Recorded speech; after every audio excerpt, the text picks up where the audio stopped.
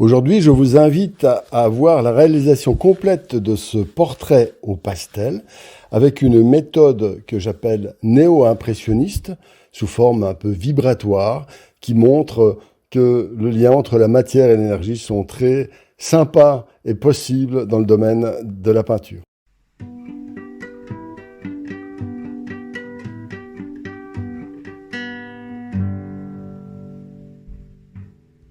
Voilà, eh bien, nous voilà sur un pastel mat. Alors, je me suis amusé, je voulais aussi en profiter pour vous montrer qu'on peut utiliser des fois des papiers qui ont été déjà légèrement commencés. Il y a des brouillons, des taches, des trucs, et ça pose pas de problème avec cette technique. Ce qui est même rigolo, c'est une manière de surfer dessus, de rebondir sur les traits, là, qui sont franchement forts avec les traits noirs. Mais bon, vous allez voir à la fin, ça passe bien. Et au contraire, j'invite même parfois à légèrement salir et abîmer la texture pour éviter de démarrer sur un fond complètement lisse. Alors là, vous voyez, j'ai quand même fait vaguement la patate, mais la patate, je la fais, regardez, avec du blanc, une sorte de blanc rosé. Voilà, et j'indique les grandes lignes très, très succinctes du futur portrait. Et en même temps, je commence déjà à grignoter le fameux trait noir. Là, je prends quelques mesures. Et voilà, donc je fais mes traits latéraux. J'aime bien cette formule des traits latéraux, mais on pourrait les imaginer autrement. En verticaux, ça pourrait marcher aussi. Alors là, donc, j'indique toujours en suivant sensiblement mes traits de fil de fer par milliers. Il va y avoir donc le but, c'est par un recoupement un petit peu presque statistique, quantique, diraient les physiciens, une espèce de connexion, et les traits individuellement qui n'ont aucune signification se rassemblent dans une espèce de tourbillon qui permet de faire naître le portrait que vous avez vu au début de la vidéo. J'en profite pour vous, si la vidéo vous plaît, n'hésitez pas à vous abonner, à commenter, à partager. C'est vrai que ça m'aiderait bien. Et puis, voilà, si vous voulez avoir un rapport plus direct avec l'image, vous pouvez vous abonner aussi à Instagram et Facebook. Vous savez peut-être, je l'ai indiqué à plusieurs reprises, que j'ai été coupé de Facebook. C'est ce qui est une grande catastrophe pour moi. Donc, si vous voulez nous soutenir notre chaîne, eh bien, ce serait grand plaisir, en allant aussi sur Facebook, parce que c'est important pour nous, pour la communication de l'image. Voilà, c'était une petite interruption. Alors là, vous voyez, je continue à faire mes traits. Vous voyez, alors je fais en même temps de manière latérale et je tourne en même temps entre les doigts, ce qui permet d'avoir des traits qui sont pas droits, mais qui sont vibratoires, un peu bizarres, un peu fil de ferreux, je dirais. Voilà. Cette technique est très intéressante parce que elle est l'inverse du dessin colorié. On a juste un sujet. Par exemple, moi, je suis parti d'un modèle, voilà, et je fais naître les formes petit à petit. Voilà, c'est-à-dire que je suis la photo, et là j'ai pris une photo pour que vous suggérez de faire la même chose. Hein, vous voyez là sur le côté. Et ce qui permet comment dire, de faire un jeu de flux et de reflux, de clair, de foncé. Mais rien n'est décidé. Il y a juste vous avez vu un microscopique trait au début. Là, pour l'instant, ça ressemble un petit peu à un bilboquet. Mais parce qu'en fait, c'est juste la mise en place des grandes lignes. Voilà. Là, c'est monté d'un petit cran. Les yeux commencent à apparaître. Pareil, avec des petits traits latéraux, mais très légers. Mais j'ai pas pris du noir. Hein. Ou alors, si je prends du noir, c'est juste en caressant à la surface le papier pour éviter, le contraste excessif qui détruirait évidemment tout.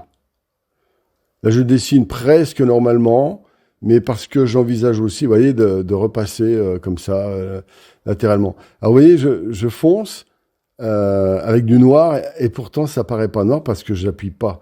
Et aussi ça, il n'y a pas simplement, crayon noir, donc du noir, donc du trait noir. Non, avec un crayon très très noir, comme la pierre noire que j'avais là, il y a moyen, en caressant le papier, à juste suggérer très délicatement.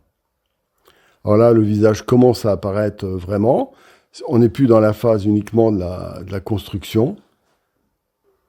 Voilà, puis je nourris donc sur les bords. Je commence maintenant à faire quelques petits repères précis. Puis je reprends parfois des tons intermédiaires qui permettent de noyer un petit peu. Mais on est extrêmement libre, hein. À partir de là, on peut mettre de la couleur ou pas. On pourrait faire ça avec des enchevêtrements très colorés ou uniquement des gris, comme c'est le cas là. Et je recommence. Les milliers de traits qui finissent par investir tout ça. Là, je prends du bleu. Alors, vous voyez, en prenant du bleu, je fais plusieurs choses. Déjà, je diminue un peu encore ces fameux traits noirs à droite. En même temps, je contribue à rendre un petit peu plus froid pour ne pas tomber dans la couleur un petit peu kitsch, là. Voilà, donc j'utilise des crayons pastels finalement très classiques, sachant que la plupart des crayons pastels sont de bonne qualité maintenant. Choisissez-les surtout par rapport à leur prix. Bon, après, j'ai acheté des Faber-Castell, donc très chers, et en fait, ils sont pas meilleurs que les autres. Donc franchement, euh, il y a tous ceux que j'utilise sont bons. Les Comté, les Derwent, les Stabilo, bien sûr Faber-Castell c'est bien, etc. Tout est bon en fait. Vous pouvez les mélanger, comme ça quand vous tombez sur une opportunité, vous dites tiens il me manque 10 crayons un peu gris, etc. Bah, vous les achetez, voilà. C'est comme ça que je fais, hein. Alors vous avez vu la couleur que j'utilise là-bas, c'est de l'ocre rouge, plus du jaune, un peu jaune ocre, puis tout simplement euh, un jaune de nappe extrêmement pâle, et puis voilà, j'ai même mis un petit peu de rose, un petit peu de bleu pour créer des effets de dissonance légers. Voilà, alors là maintenant, je suis en train de redessiner. Fondamental. Ça c'est important, hein, évidemment. De redessiner, mais légèrement, vous avez vu, c'est pas un dessin, c'est le dessin qui accompagne l'énergie, d'accord? La forme vient après l'énergie. C'est ça le principe de cette technique. Elle est très précieuse, voilà la dernière phase. Voilà, du bleu, de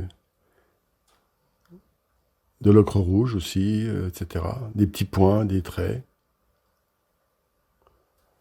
Voilà, et puis, faut pas hésiter aussi, c'est un aspect que j'aime beaucoup, c'est de faire disparaître certaines zones, carrément, ou à peine visibles. Et l'intérêt de cette technique, c'est qu'elle permet de suggérer, de faire naître très délicatement. On peut faire des paysages, des natures mortes, etc. Vous allez donner quelque chose de très, très curieux avec cette technique. Voilà. Et en même temps, c'est porteur d'une certaine poésie, d'une certaine méditation. Voilà, j'aime vraiment beaucoup cette technique. Voilà, donc là, je prends du brun pour forcer un petit peu. Voilà. Après, on peut diminuer le contraste, l'augmenter. Il y a plein de solutions. Voilà, à titre, chacun d'entre vous, si vous avez envie de l'essayer. Faites des sujets simples, hein, toujours, hein. Un sujet de face, un sujet au début. Ou la même chose, mais avec pas le portrait, comme je disais. Là, je fais des points. Ah, j'aime bien faire ça, ces points. Ça donne une impression de lucioles, des lucioles, un peu des dissonances qui contribuent à créer une unité dans le tableau. Voilà le tableau terminé. Alors bien sûr, j'ai passé 1 heure et des poussières. Bien sûr, tout ça, c'est dans le cadre des fois de formation que je fais. Si vous voulez avoir des informations, ben, regardez en bas, sous la ligne de flottaison. Pensez bien au pouce bleu. À bientôt.